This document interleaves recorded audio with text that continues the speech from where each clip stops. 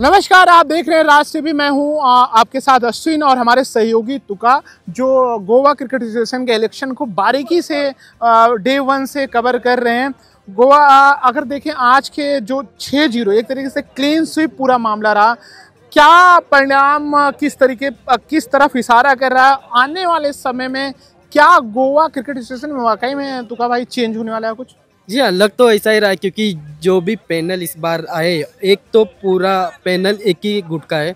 इसका मतलब जो भी डिसीजंस लेने होंगे तो सही तरीके से होंगे और इसको कोई अपोज भी नहीं होगा, तो डिसीजंस फास्ट ले सकते हैं। क्योंकि जितना देर डिसीजन लेने में लगता है उतना ही डेवलपमेंट के लिए वक्त लगता है। जितने फास्ट डिसीजंस होंगे उतने जल्दी काम भी होगा। तो एक तो डेवलपमेंट की तरफ जाए तो फास्ट ट्रैक हो सकता है।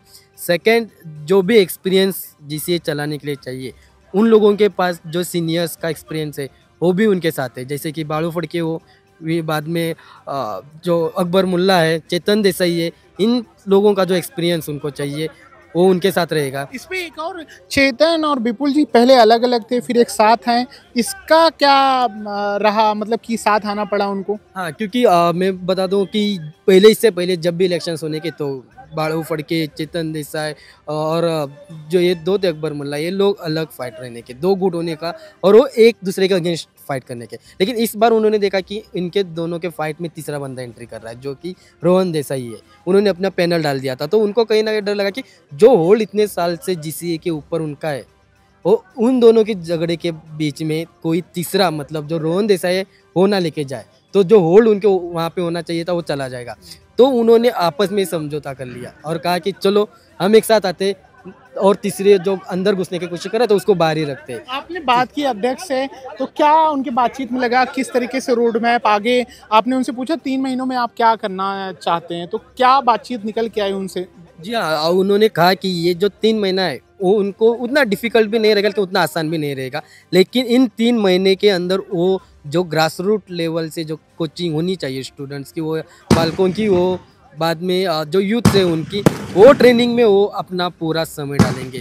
और जो कोचेस है, हर बार कहते हैं कि कोचेस हमेशा कहते हैं कि हमें कोचिंग करते समय एडमिनिस्ट्रेशन का इंटरफेरेंस होता है, तो हमें फुल फ्रीडम से कोचिंग करने को नहीं मिलता। तो वो फ्रीडम कोचेस को मिलने वाला है। तो इससे जो कोचेस का जो एक आइडिया रहता है कोचिंग के लिए, जो भी स्ट्रेटेजी रहती है, तो वो उनके लिए आसानी से काम करने के लिए मिलेगा।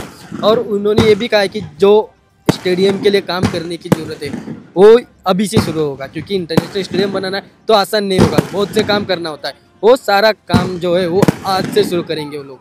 और उनके पास जो बीसीसीआई के लिए कनेक्ट रहने के लिए उनके पास जो बाड़ू फड़के, चेतन देसाई, जो उनका कनेक्शन है उसका भी इस्तेमाल करके बीसीसीआई से जो भी डेवलपमेंट गोवा में करना है क्रिकेट के क्षेत्र में वो करें। इंटरनेशनल स्टेडियम को लेकर बात हुई, वो कितना अहम रोल रहा? क्या वो लग रहा है कि अब सपना साकार होगा गोवा फैंस के लिए, क्रिकेट फैंस के लिए?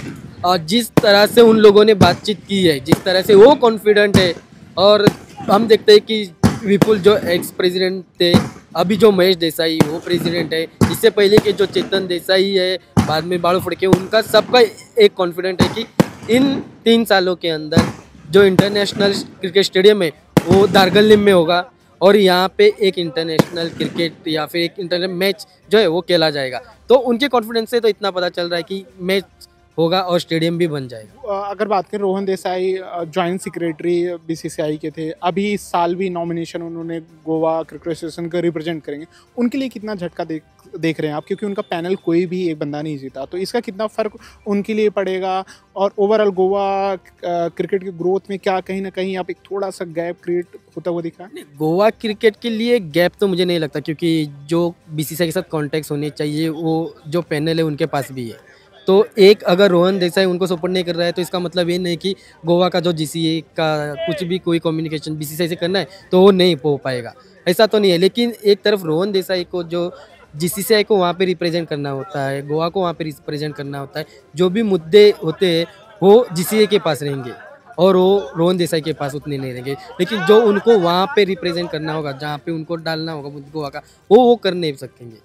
गोवा गवर्नमेंट का कोऑर्डिनेशन किस तरीके से देख रहे हैं तुका जी? क्योंकि आप स्पोर्ट मिनिस्टर से भी बातचीत की, सीएम का से बातचीत हुई, कई बार उन्होंने बोला, किस तरीके से आप देख रहे हैं कोऑर्डिनेशन? मैं एक भी कहूँगा कि ये जो टॉल लीडर्स बोल रहे हैं हम जीसीए के, उनका कनेक्शन गवर्नमेंट के साथ भी सही है। कुछ लोग तो सरकार के साथ भी कुछ साल तक काम किए हुए, कुछ अपोजिशन में ही काम किए, लेकिन उनका अभी जो जीसीए के बाद जो कनेक्शन है वो सही है और जो भी मदद सरकार से चाहिए उनको फास्ट मिलेगा। इसके लिए उनको जो लैंड चाहिए था दारगल में इतना अपोज होने के बाद भी उनको वो लैंड मिल गया था। तो इसका मतलब ये है कि सरकार के साथ उनका कम्युनिकेशन सही है। बिल्कुल, एक उम्मीद है कि गोवा क्रिकेट एसोसिएशन की जो मांगे हैं, जो डिमांड है, रणजी मैचेस ज़्यादा हो, इंटरनेशनल ग्राउंड हो, महिला क्रिकेट को ग्रोथ करे, वो आने वाले समय में हम देख सकते हैं धरातल पे उतरता हुआ नजर आए। राइट, क्योंकि अभी उनको चैलेंज रहेगा कि जो ग्रास रूट लेवल पे अगर ट्रेनिंग करनी है, उनको कोचिंग करना है, तो उनको जो ग्राउंड्स चाहिए, इंफ्रास्ट्रक्चर चाहिए उसके लिए। और इन्होंने जो कहा है कि इनका फोकस भी रहेगा कि इंफ्रास्ट्रक्चर बढ़ाना।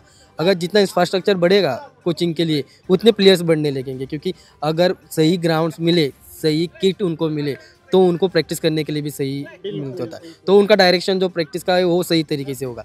तो इंफ्रास्ट्रक्चर इंपॉर्टेंट होता है उनके लिए और इनके तरफ से कहा गया है कि उनका मेन फोकस जो है वो इंफ्रास्ट्रक्चर पे रहेगा। तो ये कह सकते हैं कि आने वाले दिनों में अगर इंफ्रास्ट्रक्चर सही रहा तो गोवा के अंदर बहुत सारे जो प्लेयर्स है वो इंटरनेशनल लेवल पे भी जा सकते हैं। और ये चुनाव वाकई में बहुत कुछ तय करेगा गोवा के ये क्रिकेट एसोसिएशन और गोवा क्रिकेट प्लेयर के लिए, वो आने वाला वक्त बताएगा। बाकी खबरों के लिए आप देखते रहे हैं राज टीवी।